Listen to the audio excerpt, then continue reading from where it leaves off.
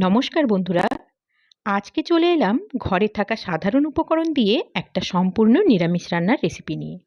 বেগুন ভাজা তো আপনারা সবাই খেতে ভালোবাসেন, তবে আলু বেগুনের এই রেসিপিটা যদি আপনারা বাড়িতে বানান, ভাত, রুটি, পরোটা সব কিছুর সাথে কিন্তু খুবই ভালো লাগে খেতে। এটা এতটাই টেস্টি যে বড় থেকে ছোট সবাই কিন্তু খেতে খুবই পছন্দ করবে। তাহলে চলুন আজকে সাধারণ উপকরণ দিয়ে একটা অসাধারণ রান্নার রেসিপি আপনাদের সাথে শেয়ার করি।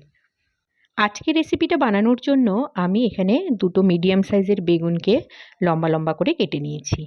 আপনারা চাইলে যে বড় বেগুনগুলো হয় সেই বেগুনগুলোও কিন্তু নিতে পারেন, সেটাও কিন্তু খুব ভালো টেস্ট হয়। তবে শীতের বেগুন দিয়ে এই রান্নাটার টেস্ট কিন্তু খুব বেশি ভালো আসে। এরপর আমি একটা বড় সাইজের আলুকে লম্বা লম্বা করে কেটে নিয়েছি। এখানে আলু আর বেগুনকে কিন্তু একই রকম সাইজের রাখার চেষ্টা করবেন, এতে রান্নাটা কিন্তু দেখতে বেশি ভালো হয়। একটা মিডিয়াম সাইজের টমেটোকেও আমি লম্বা লম্বা করে কেটে নিয়েছি। গ্যাসের ফ্লেমটা অন করে বসিয়ে দিচ্ছি একটা কড়াই। কড়াইটা একটুখানি গরম হয়ে গেলে এর মধ্যে আমি 2 টেবিল চামচ পরিমাণ তেল ব্যবহার করছি। আমি এটা রিফাইন তেলে করছি, কিন্তু এটা যদি সরষের তেলে রান্না করেন এর টেস্টটা কিন্তু একটু ভালো হয়, বা আপনারা যে যেমন তেল ইউজ করেন সেই তেল দিয়েও কিন্তু এই রান্নাটা করে নিতে পারেন। তেলটা গরম হয়ে গেলে এর মধ্যে কেটে রাখা আলুটা আমি ভেজে নেব। আলুটাকে নুন হলুদ ছাড়াই কিন্তু আমি এটা ভেজে নিচ্ছি, তবে একটু লো আঁচে ভাজতে হবে যাতে আলুটা 50% মতো রান্না হয়ে যায়।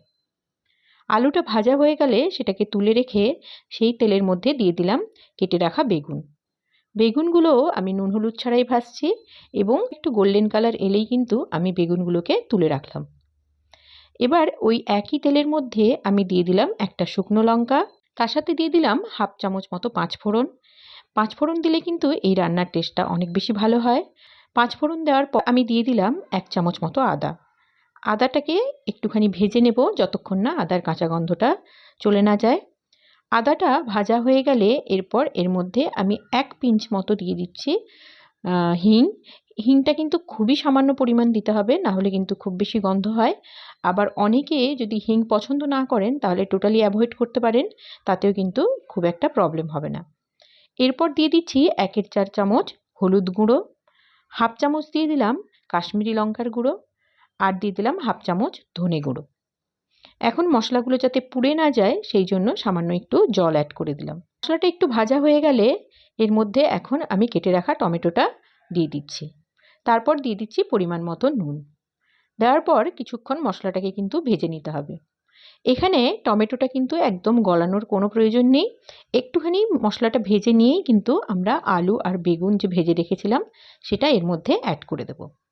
তারপর বেশ কিছুক্ষণ ধরে এই মশলাটাকে আলু বেগুনের সাথে মিশিয়ে নিতে হবে।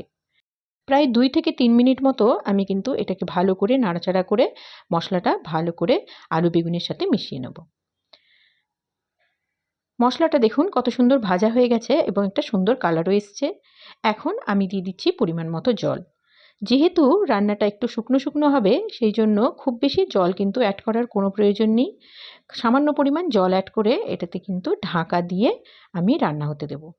যতক্ষণ না পর্যন্ত আলুটা সেদ্ধ হয় ততক্ষণ পর্যন্ত কিন্তু ঢাকা দিয়ে এটাকে রান্না করতে হবে, কারণ বেগুনটা এমনিতেই কিন্তু সেদ্ধ হয়ে গেছে। প্রায় 5 মিনিট পর আমি ঢাকাটা খুলে নিয়েছি। এখন একবার চেক করে নিচ্ছি আলুগুলো সেদ্ধ হয়েছে কিনা। দেখুন আলুগুলো কিন্তু খুব ভালোভাবে সেদ্ধ হয়ে গেছে। এখন আমি 2টো কাঁচা লঙ্কা চিড়ে এর মধ্যে দিয়ে দিচ্ছি, আর দিয়ে দিচ্ছি সামান্য একটুখানি ধনেপাতা কুচি। আর শেষে দিয়ে দিলাম একটুখানি গরম মশলা, প্রায় 1/4 চামচ মতো এখানে আমি গরম মশলা ব্যবহার করেছি। এখন দেখুন রান্নাটিতে একটুখানি ঝোল আছে, এটা কিছুক্ষণ রান্না করে নিলেই কিন্তু ঝোলটা শুকিয়ে যাবে। আর আপনারা চাইলে একটু ঝোল ঝোলও রাখতে পারেন, কারণ রান্নাটা ঠান্ডা হওয়ার পর আলুটা কিন্তু ঝোলটা টেনে নেবে। দেখুন আমাদের রান্নাটা কিন্তু একদম কমপ্লিট। ভাত বা রুটির সাথে গরম গরম পরিবেশন করুন এই আলু বেগুনের নিরামিষ তরকারি। আর আজকে আমার রেসিপিটা ভালো লাগলো কিনা সেটা অবশ্যই কমেন্টে জানাবেন, আর ভালো লাগলে অবশ্যই একটা লাইক করে দেবেন। নতুন নতুন রেসিপি পেতে আমার চ্যানেলটিকে সাবস্ক্রাইব করে পাশে থাকবেন। নমস্কার।